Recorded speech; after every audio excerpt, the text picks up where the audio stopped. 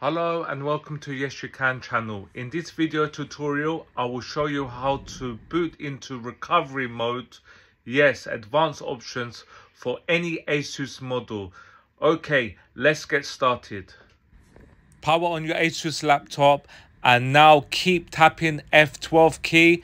Yes, so keep tapping this key. It will say please wait, let go of the key and just wait for the process to start. So this is the key, guys. F12 will take you to advanced mode.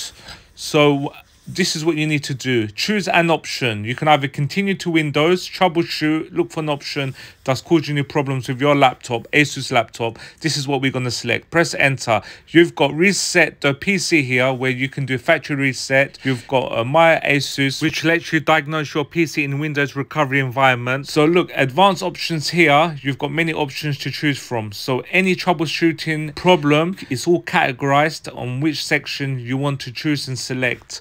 So this is it, guys. This is how you get into advanced options for any Asus laptop. It can be the Vivobook, Zenbook, any Asus model. I hope this video has helped you. Please like and subscribe to the channel.